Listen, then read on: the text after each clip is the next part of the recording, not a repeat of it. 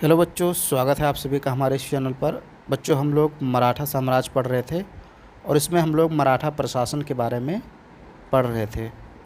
तो आज हम लोग बात करेंगे मराठा प्रशासन में सैन्य और राजस्व व्यवस्था के बारे में।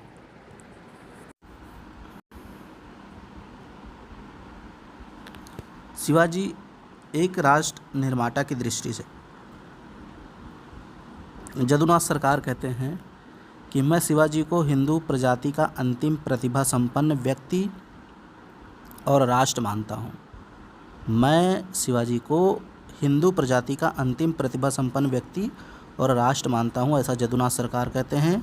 महादेव गोविंद रानड़े कहते हैं कि उन्होंने शिवाजी को नेपोलियन की भांति महान संगठनकर्ता माना है।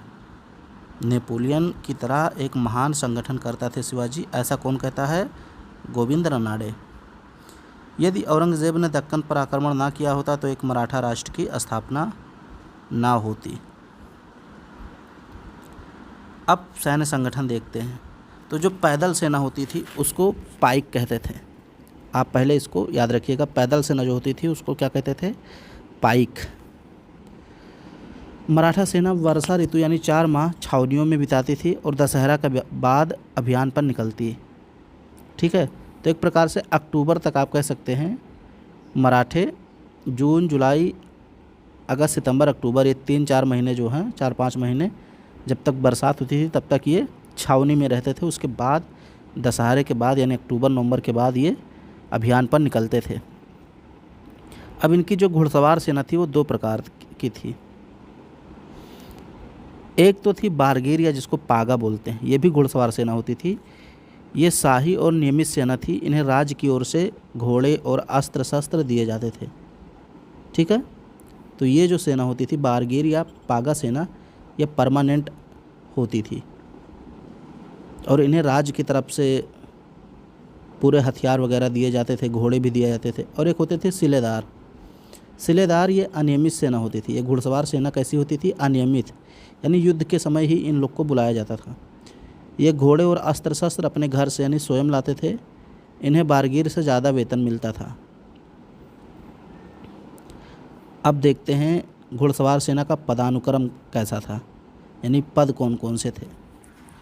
तो सबसे पहले हम लोग नीचे से शुरू करते हैं। यहाँ देखिए, 25 अश्वारोही यानी 25 घुड़सवार मिल करके एक हवलदार बनता था। या इस प्रकार से आप समझ लीजिए, 25 अश्वारोहियों का प्रमुख कौन होता था? एक हवलदार। एक हवलदार के अंतर्गत 25 घुड़सवार होते थे, इस तरह से समझिए। फिर 5 हवलदार मिलकर के एक जुमलादार बनाते थे, यानी एक जुमलादार के अंतर्गत या उसके अधीन, उसके अंडर 5 हवलदार होते थे। एक जुमलादार के अधीन कितने होते थे? 5 हवलदार। और 10 जुमलादार मिलकर एक हज़ारी बनाते थे। ये सब पद हैं, जैसे एक हज़ारी एक पद का नाम है और इसके अंडर में 10 जुमलादार होते थे। फिर 5 एक हज़ारी मिलकर एक पंच हज़ारी बनाते थे। थोड़ा कन्फ्यूज़न होगा इसको समझने में। जैसे 10 जुमलादार के ऊपर एक हज़ारी होता था और जब 5 एक हज़ारी मिल जाते थे तो उन पर शासन करने वाला कौन होता था? एक पंच हज़ारी होता था। यानी एक पंच हज़ारी के नीचे 5 एक हज़ारी शासन करते थे और सबसे ऊपर होता था सरे नौबत जो सेनापति होता था। तो ये घुड़सवार सेना का पदानुक्रम था। जैसे आज हमारे यहाँ जल सेना थल सेना में विभिन्न पद होते हैं, लेफ्टिनेंट, ब्रिगेडियर, जनरल, ऐसे ही इसको आप समझ सकते हैं। अब ऐसे ही पैदल सेना में भी 9 पाइक मिलकर एक नायक बनता था। यानी 9 पाइक, 9 पैदल सेना का मालिक कौन होता था? एक नायक होता था। और 5 नायकों का मालिक एक हवलदार होता था और 3 हवलदारों का मालिक एक जुमलादार और 10 जुमलादारों का मालिक एक हज़ारी होता था और 7 एक हज़ारी का मालिक एक सप्त हज़ारी होता था। तो ये था पदानुक्रम यानी पद। अब सैन्य अनुशासन और नैतिकता देखते हैं। तो सेना के साथ स्त्रियों को ले जाने पर सख्त प्रतिबंध था। स्त्री गमिता पर रोक था, यानी सेना के साथ स्त्री नहीं जाती थी। शिवाजी ने मुस्लिमों को भी सेना में भर्ती किया, कैदी बनाए गए सैनिक अफसरों व युद्ध के बाद मुक्त कर दिया जाता था। ऐसा रॉबिन्सन कहता है कि जो युद्ध के समय कैदी बनाए जाते थे उनको मुक्त कर दिया जाता था। लॉजिस्टिक्स, सूरत में फ्रांसीसियों से 80 तोपें और शीशा तोड़दार बंदूकें भी खरीदी गई थी। ये देखिए, तो शिवाजी ने फ्रांसीसियों से बंदूक और तोपें भी खरीदी थी। अब दुर्ग का प्रशासन कैसे होता था, तो ये देखिए बीच में दुर्ग बना है और इसकी रक्षा के लिए कौन कौन होते थे। तो हवलदार होता था, सबनिस होता था और सरे नौबत होता था। तो सरे नौबत मराठा होता था, हवलदार भी मराठा होता था, लेकिन सबनिस जो होते थे ये ब्राह्मण होते थे। ठीक है, ये तीनों मिलकर के किले की रक्षा करते थे। अब 3 अधिकारियों की नियुक्ति इसलिए की जाती थी क्योंकि संतुलन और निगरानी बनी रहे। ऐसा ना हो कि अभी मान लो एक ही अधिकारी की नियुक्ति की जाती, 2 अधिकारी ना होते इसमें, ये दोनों को हटा दो, सिर्फ सरे नौबत ही होता, तो सारी सेना सरे नौबत के अधीन होती। सरे नौबत जब चाहता किले पर अधिकार कर लेता या राजा को मार भी सकता था, विरोधियों के साथ मिल सकता था। लेकिन जब 3 लोग रहते थे तो एक व्यक्ति विद्रोह नहीं कर पाता था, क्योंकि 2 लोग जा कर के राजा से बता देते थे कि तीसरा जो है विद्रोह करने वाला। तो एक प्रकार से संतुलन बना रहता है, विश्वासघात नहीं होता था, इसलिए 3 अधिकारियों की नियुक्ति की जाती थी। अब नौसेना की बात करते हैं और गुप्तचर प्रणाली की बात करते हैं। तो जंजीरा के सिद्धियों से तट की रक्षा के उद्देश्य से नौसेना का गठन किया गया था। कुलाबा में जहाजी बेड़ा स्थापित किया गया और नौसेना का जो प्रमुख होता था वो सरे खेल होता था। जो प्रमुख पद होता था नौसेना में वो कौन सा होता था, सरे खेल। अब इस पद पर कौन कौन था, तो दरिया सारंग और नायक, ये कमान संभालते थे।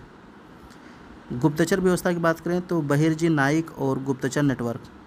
अब्बे कैरे के अनुसार शिवाजी गुप्तचरों को अत्यधिक धन देते थे ताकि सही सूचना मिले, और मलिक अंबर से प्रेरित गौरिल्ला युद्ध भी प्रचलित था। अब राजस्व प्रणाली की बात करते हैं। तो राजस्व प्रणाली रैयतवाड़ी व्यवस्था पर आधारित थी। रैयतवाड़ी व्यवस्था यानी सीधा संपर्क, राजा और किसान के बीच सीधा संपर्क होता था। अहमदनगर के मलिक अंबर की रैयतवाड़ी प्रथा पर यह आधारित था। किसानों से सीधा संपर्क, जागीर प्रथा और बिचौलियों को समाप्त किया। ये पता नहीं क्या लिखा है, इसको हटा दीजिए। अब भूमि की पैमाइश भी करवाई जाती थी, यानी माप भी करवाई जाती थी। ये देखिए, और 20 काठी बराबर 1 बीघा होता था, यानी कि जो भूमि की इकाई थी वो काठी थी। 20, जैसे आज 20 बिसवा मिलके 1 बीघा बनाते हैं, ऐसे उसमें 20 काठी मिलकर 1 बीघा बनाते थे, और 120 बीघा बराबर 1 चंवर होता था। कर ढांचा और सुधार की बात करें तो किसानों का हिस्सा 60% और राज्य का हिस्सा 40%।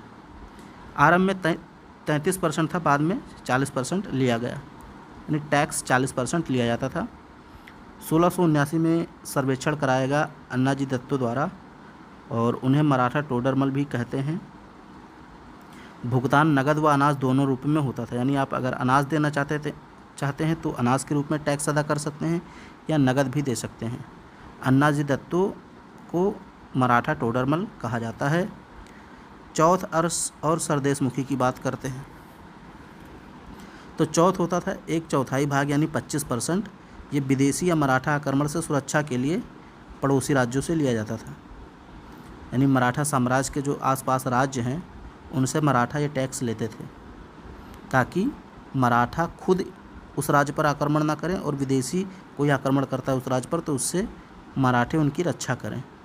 मराठे लोग कहते थे आप अगर हमें अपनी आय का 25% देंगे तो हम आप पे आक्रमण नहीं करेंगे, और कोई अन्य भी अगर आप पे आक्रमण करता है तो उससे हम आपकी सुरक्षा करेंगे। तो ये चौथ था। सरदेशमुखी, अब ये जैसे सरदेशमुखी जो होते थे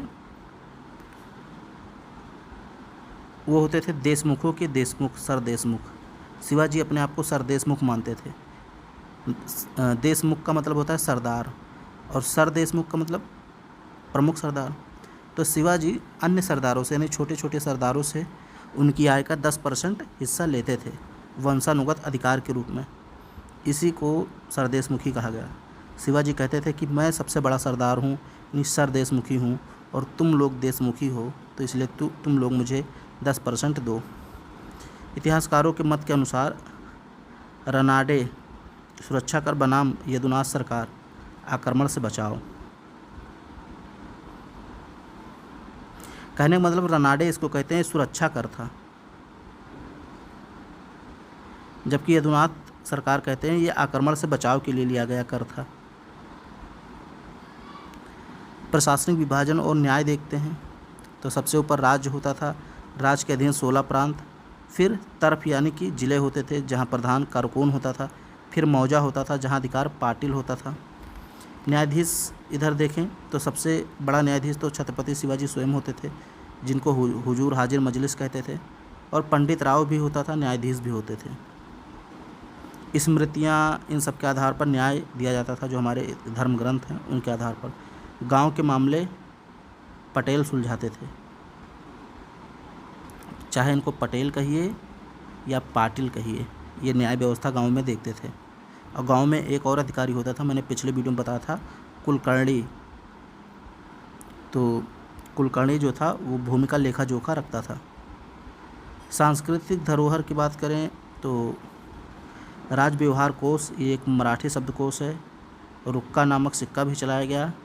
इस्लाम के विरुद्ध मस्जिदों को दान भी दिया गया था, यानी कि जो शिवाजी का शासन प्रशासन था, उनकी जो नीति थी वो इस्लाम के विरुद्ध नहीं थी, बल्कि मुस्लिमों को भी सेना में भर्ती किया जाता था और मस्जिदों को दान वगैरह भी दिया जाता था। शिवाजी ने हिंदू धर्मोद्धारक की उपाधि धारण की, गौ ब्राह्मण प्रतिपालक की उपाधि भी धारण की, और शिवाजी की जो कुल देवी थी वो तुलजा भवानी थी। तुलजा भवानी इनकी कुल देवी थी। स्वराज की विरासत तो एक केंद्रीकृत और अनुशासित सैन्य मशीन की स्थापना, किसानों के हित में रैयतवाड़ी व्यवस्था, धर्मनिरपेक्ष और न्यायप्रिय शासन। यदुनाथ सरकार कहते हैं शिवाजी महाराज केवल एक विजेता नहीं थे, वे मध्यकालीन भारत के एक सृजनशील व्यक्ति थे, ऐसा यदुनाथ सरकार कहते हैं।